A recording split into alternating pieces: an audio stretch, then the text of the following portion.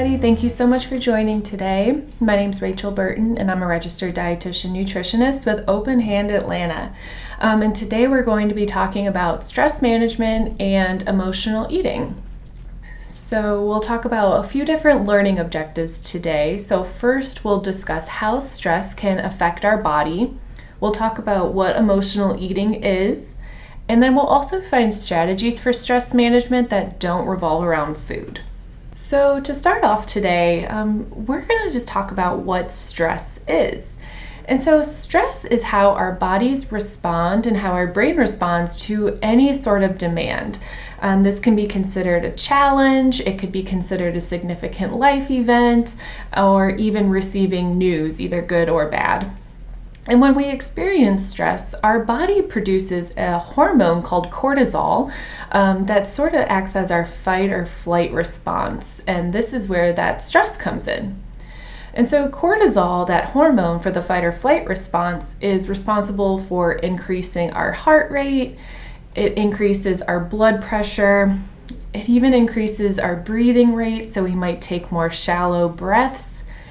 And then it also increases the amount that we sweat. So needless to say that experiencing stress is not fun. So having an increased awareness from our fight or flight response can be very good for a short period of time. Where we run into problems is when we are experiencing this stress for long periods of time, talking weeks, months, years. And this is where we might run into some issues across our body. So starting from our head, long-term stress can lead to feelings of anxiety, depression, even headaches, poor memory, and then also our concentration can decrease as well. Kind of moving down into our torso area, we might see high blood pressure or hypertension develop. We might also see our increased risk for heart disease. And then it can also lead to digestive problems such as constipation or diarrhea. We might also notice having muscle tension and pain, maybe sleeping too much, maybe sleeping too little, and then also that overeating or undereating aspect as well. And so we might experience any of these, we might experience all of these, it just depends on what's really going on. And so really no need to get specific or think about this too, critically, but thinking back and inside of ourselves, how does stress make us feel? Sometimes we might feel overwhelmed to the point where we can't complete our tasks. Sometimes we might feel that pit in our stomach or that anxiety. We might feel shaky or neck tension. Again, lots of different ways that stress can make us feel physically. And this is where that hunger piece comes in. Some of us can feel hungry if we are feeling that stress. And then this is where that topic of emotional eating can come in. So it can sound like a horrible thing, but it really can have some benefit as well. So first, let's think back to our experiences of feeling hungry. So there is a bit of a difference between our emotional hunger and our physical hunger. So physical hunger is what we might feel when we get that grumbly stomach that comes on gradually and over time. We might not feel very hungry at first, so we don't need to feel the need to eat immediately if we're doing other things or are busy with something else. With physical hunger, we can stop eating when we feel full. And lots of different foods sound tasty to us, and we might find that satisfaction from lots of different foods. And typically when we eat to only feeling full, we may not feel those, negative emotions that come around that emotional eating piece, such as powerlessness, guilt, and shame. Whereas emotional hunger is that type of hunger that we feel connected to our emotions, of course. So we might notice it come on very suddenly. Maybe we crave very specific foods that need to be consumed to get to that satisfaction point. And even if we do feel physically full, again, we may not feel satisfied. At times, we might notice feeling that sense of guilt or powerlessness or shame when it comes to our food choices. And this is where we can see emotional hunger viewed as a negative thing in our lives. So when it comes to emotional eating, there are some very common emotions that we all experience that make us want to eat. And do note that not all of these are going to be bad emotions by any means. So food is of course more than something that just fills us up. And we are, inclined to enjoy food as well from an emotional standpoint. So this can include eating for pleasure or comfort, maybe even distraction, boredom, stress, excitement, reward, or even sadness as well. So lots, again, a range of emotions that can lead for that emotional eating piece. So, and like we mentioned before, that emotional eating can come with both benefits and also have its drawbacks. So, emotional eating can truly help us feel better in the moment and make us feel less stressed. When we feel less stress, our body can produce this other hormone that's called serotonin, and this helps us feel overall very good.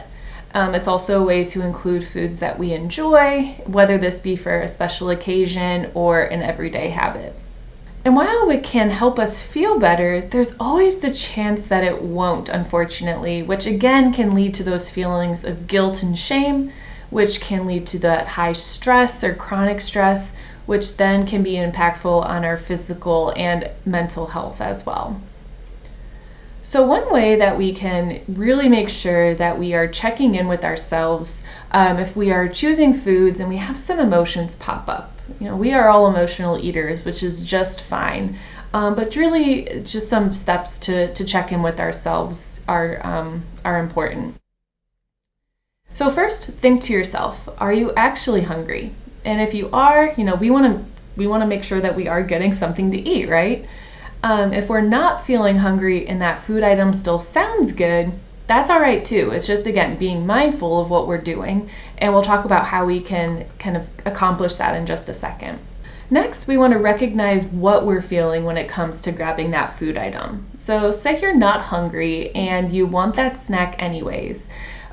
Maybe thinking to yourself, what am I feeling? And really honing in on your emotions, again, checking in with yourself to maybe understand a little bit better why you might be go ahead and choosing that food item. And then maybe you think to yourself, all right, maybe I'm not hungry, but maybe instead I am thirsty and I should get some water first. Or maybe you're actually sleepy, or maybe you're really actually bored. And this is where it can be helpful to really address what we need in the moment. But again, if we are really actually hungry or do want that food item, again, please go ahead and eat, not saying not to eat. What's another tricky point is when we tend to overindulge or we eat past our satisfaction point. So here we have just what's called a hunger fullness scale. This can help us visualize those stages between feeling hungry and then feeling very full.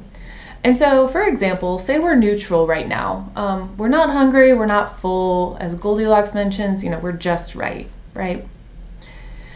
So then time goes on and we start to notice that we are feeling hungry. Some feelings that can pop up can be, we're slightly hungry, we're not starving, but we might notice, again, our body's saying, okay, hey, we are getting a little bit hungry here.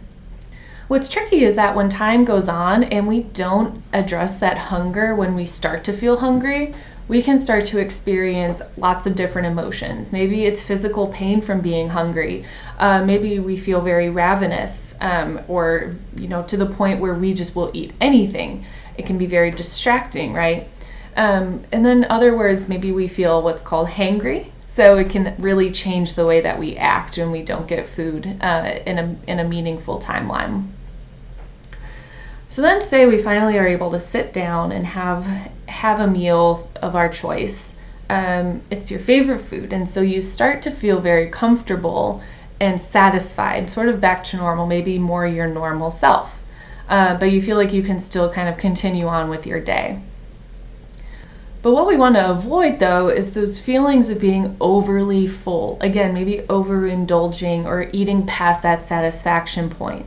So maybe we feel painful, we feel sluggish, sleepy, overall uncomfortable and painful.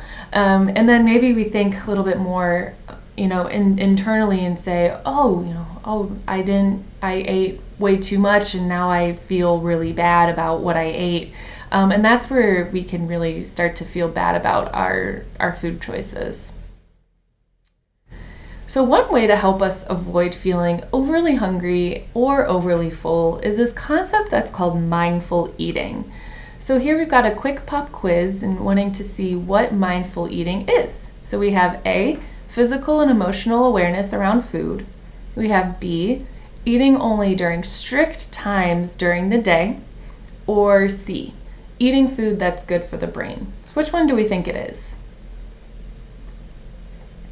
Yeah, so the answer will be A, physical and emotional awareness around food. So that is what mindful eating is. So mindful eating can be a great tool to help us figure out how to best help ourselves not feel guilty if we are eating emotionally. So it helps remove lots of language that's associated with food and meals, such as, I'm doing badly today, or I'm having a cheat day, or I'm cheating on, my diet or whatnot. So it can really help just, again, neutralize food and treat all food as great nourishment. So some ways that we can help, achieve more mindful eating practices is one, trying to eat without distraction. So this means no TV, phone, tablet, book, chores. When we eat without distraction, we're more likely to notice when we're feeling full or if we need to eat more. So again, checking in with your hunger and your fullness cues.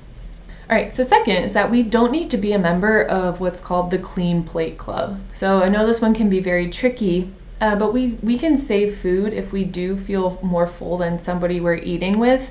And we can also feel more hunger if that's okay too. So don't feel like you need to finish every single thing on your plate, especially if it'll make you feel overly full and uncomfortable. So next, and this one can be tricky, but checking in with yourself for when you are feeling that fullness or satisfaction. And this can look very different on everybody. So our brains take a bit of time to register that feeling of fullness.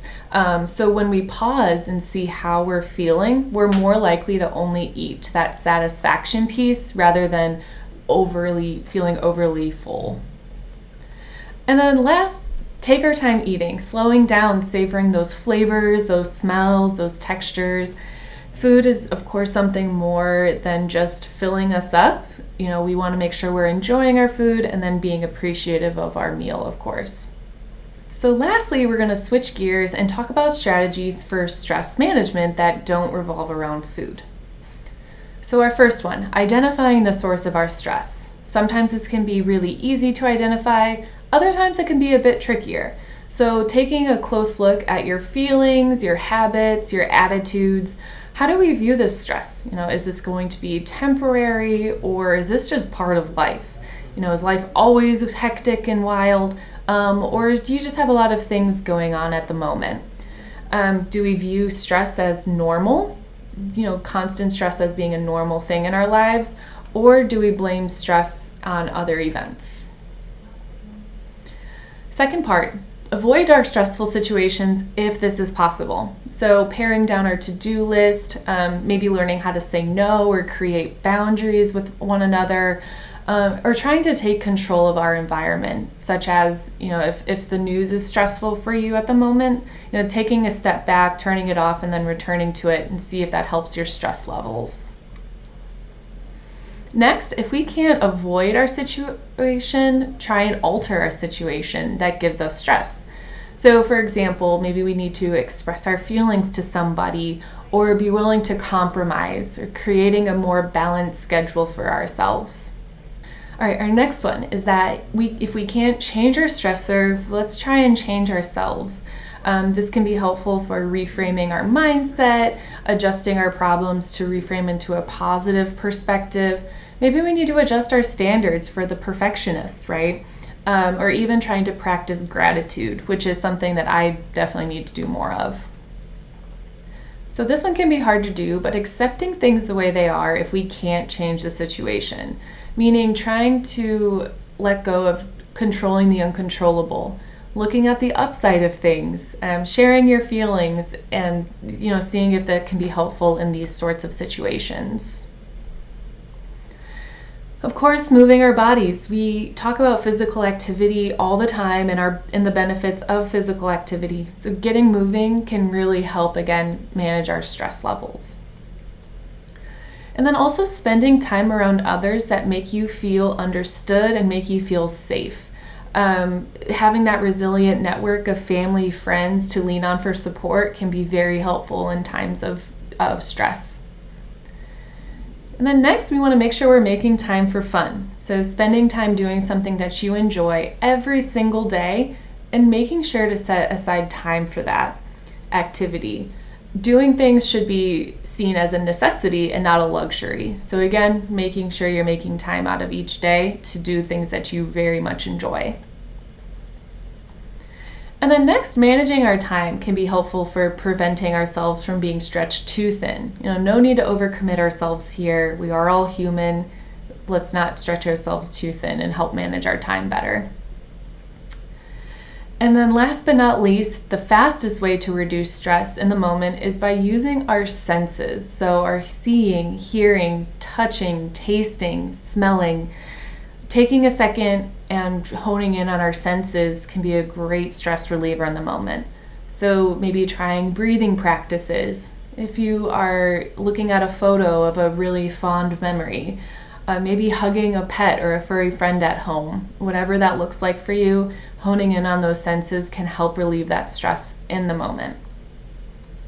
So just to kind of summarize everything that we talked about today, we talked about lots of different topics. First is that long-term stress can impact our physical health and lead to long-term poor health. Stress has lots of physical symptoms associated with it, such as memory loss, headaches. It could lead to heart conditions, poor sleep, things of that nature. Stress management is, of course, very important to overall health. So we want to make sure we're practicing, healthy stress management activities. Emotional hunger can look, very different for everybody, but it can be as much as eating too much or eating too little or eating just according to our emotions rather than just our physical hunger. And lastly is that mindful eating can be a great tool for us if we are experiencing that emotional hunger. So if you have any questions about things that we talked about today or would like more resources on these topics, feel free to reach out to the contact on my screen here. And I just really thank you for tuning in today, and I'll talk with you soon. Thank you.